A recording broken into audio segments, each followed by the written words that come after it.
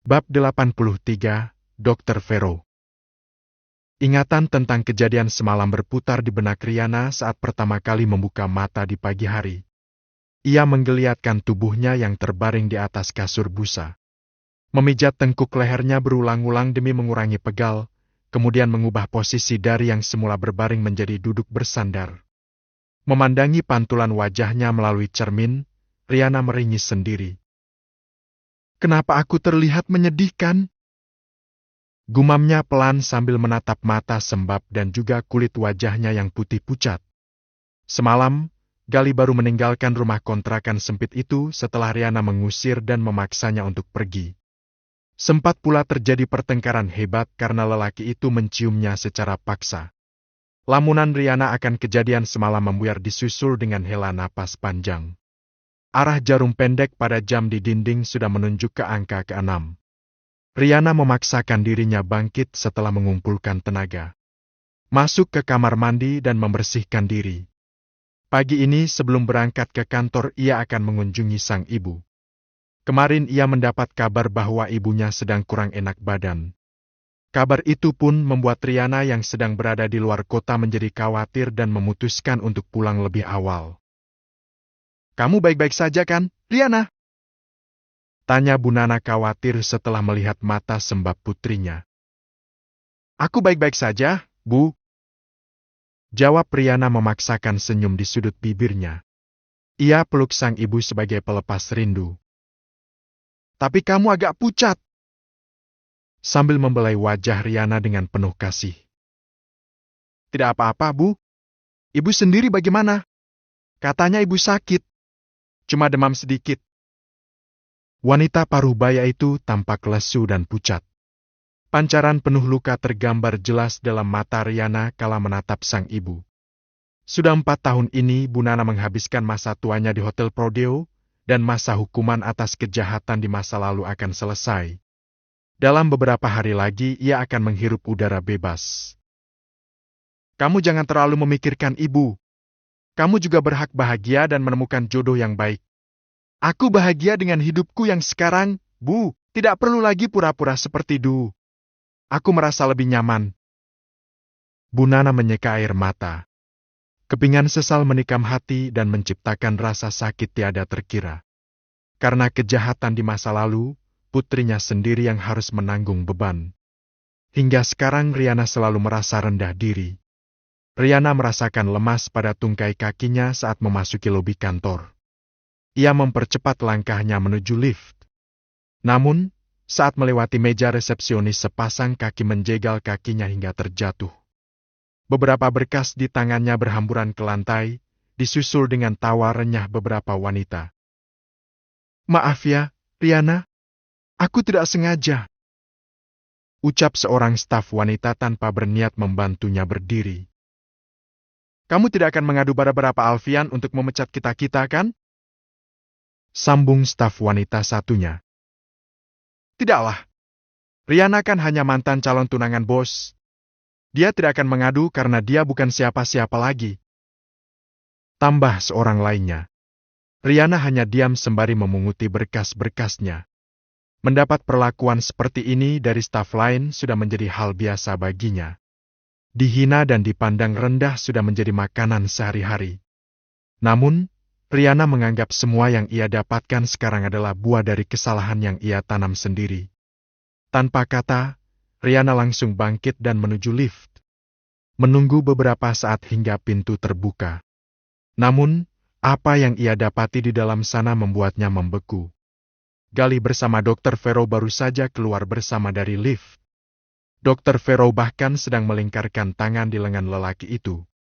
Gali bereaksi cepat. Demi menjaga perasaan sang kekasih gelap, ia segera menurunkan tangan Dr. Vero. "Pagi, Riana," sapa Dr. Vero dengan ramah. "Pagi, dokter," balas Riana mengulas senyum tipis. "Riana, aku dan Vero akan pergi ke rumah Alfian. Tolong siapkan agenda untuk siang ini." Riana hanya mengangguk tanpa kata. Matanya mengikuti kemana langkah Gali yang beriringan dengan dokter cantik itu. Tak dapat ia pungkiri ada rasa cemburu. Terlebih, Dr. Vero menunjukkan rasa sukanya terhadap Gali dengan jelas. Pak Gali sama Dr. Vero itu serasi sekali ya? Iya. Semoga mereka berjodoh. Sebelum Pak Gali digondol kucing garong. Ada kan kucing garong yang berkamuflase menjadi sekretaris? Bisik-bisik para staf kembali berhembus di telinga Riana. Wanita itu hanya diam meskipun paham bahwa si kucing garong yang dimaksud adalah dirinya. Aileen mengulas senyum saat memasuki sebuah kamar dan melihat seorang wanita muda yang sedang duduk sembari memangku bayi perempuan cantik. Wanita itu langsung berdiri dan menyambut sang nyonya rumah dengan malu-malu. Selamat pagi, maaf aku baru sempat menyapamu. Suamiku sudah cerita bahwa kamu yang sudah menemukan Boy di jalan. Aku tidak tahu harus bagaimana berterima kasih. Mia menundukkan pandangan. Sama-sama, Nyonya. Jangan panggil Nyonya. Panggil saja aku Aileen. Tidak apa-apa, jangan sungkan. Kalau tidak enak, kamu boleh memanggilku kakak. Terima kasih. Maaf kalau keberadaanku merepotkan. Sama sekali tidak. Oh ya, aku sudah dengar dari suamiku tentang kamu dan Bara. Tenang saja, kamu dan anakmu akan aman di sini. Aileen menatap bayi perempuan berusia kira-kira 6 bulan dalam gendongan wanita itu. Bayi perempuan itu memang memiliki potongan wajah Bara. Sekali lagi terima kasih, Nyonya. Maksudku, Kak Aileen. Aku merasa tidak enak. Jangan bicara begitu. Anggap saja rumah sendiri. Anakmu cantik sekali. Siapa namanya? Alia. Nama yang cantik. Puji Aileen kembali tersenyum. Namun, senyum itu harus redup saat memandangi Mia. Wanita itu hanya terbalut pakaian lusuh dan kusut. Ada sobekan di beberapa bagian, begitupun dengan pakaian putrinya. Aku keluar sebentar, ya? Aku mau menemani suamiku dulu. Silakan. Aileen memasuki kamar setelah menyapa Mia. Alfian tampak sedang duduk bersandar di tempat tidur dengan beberapa dokter yang sedang memeriksa kondisinya. Ada pula Dr. Vero di antaranya. Selain itu ada si kecil Boy dengan seragam khas dokter dan juga stetoskop mainan yang melingkar di lehernya. Ia turut memeriksa keadaan sang papa. Alfian menolak dirawat di rumah sakit dan memilih menjalani perawatan di rumah. Ia merasa lebih baik jika berada di sekitar orang terkasih, terutama istri dan anaknya. Papa sudah sembuh, kan? Tanya anak lelaki itu.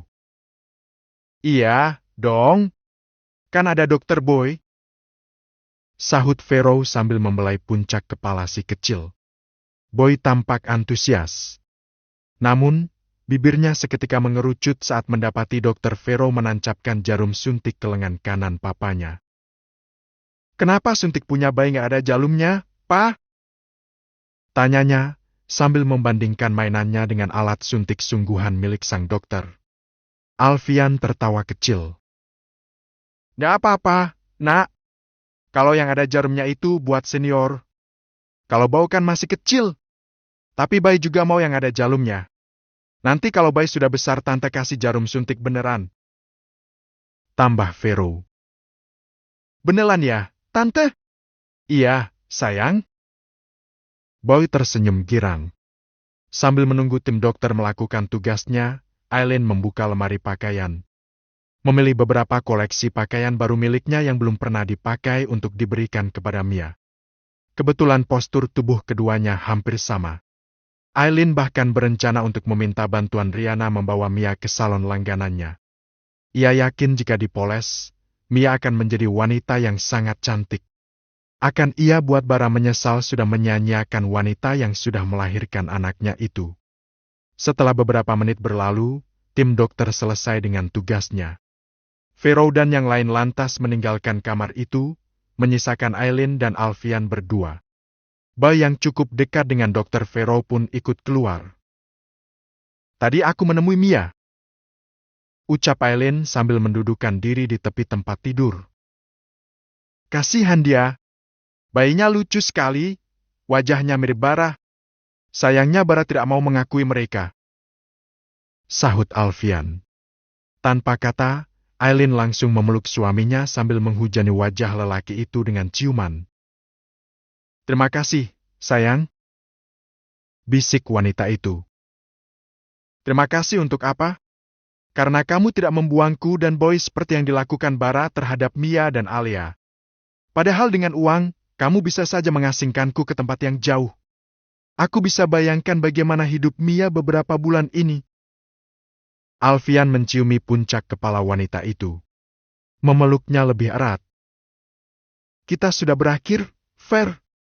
Tolong berhenti." Suara Galih menggema di udara. Saat ini ia dan Vero sedang berada di balkon rumah. Vero baru saja akan berpamitan pulang setelah memeriksa kondisi Alfian. Vero menyeka air mata yang membanjiri kedua sisi pipinya.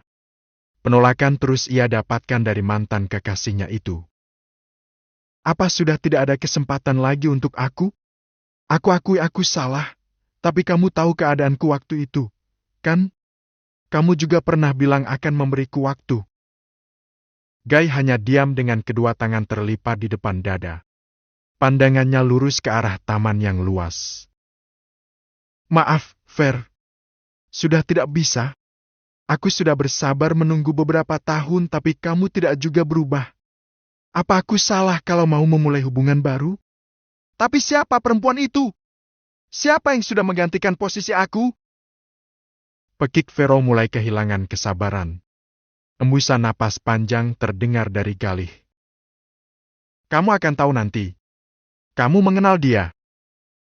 Semakin deras saja air mata yang meleleh. Tak terima, Vero melingkarkan kedua tangan pada tubuh lelaki itu. Memeluknya dari belakang. Bahkan ketika Galih berusaha melepas, Vero tak memberi celah. Wanita itu masih menyimpan keyakinan bahwa Galih tidak mungkin semudah itu melupakan dirinya. Apalagi kebersamaan mereka selama beberapa tahun belakangan. "Waktumu sudah habis. Aku sudah senang dengan hidupku yang sekarang. Maafkan aku. Aku yang salah karena butuh waktu terlalu lama untuk melupakan Alfian dan mengabaikan kamu. Aku yakin perasaan kamu belum hilang untuk aku, kan? Kamu masih mencintai aku? Kamu hanya menjadikan perempuan itu sebagai pelampiasan dan..." Ucapan Vero terputus oleh suara pecahan kaca. Keduanya menoleh ke sumber suara. Spontan Galih dan Vero mematung di tempat saat baru menyadari keberadaan Aileen dan juga Riana di tempat itu. Bersambung.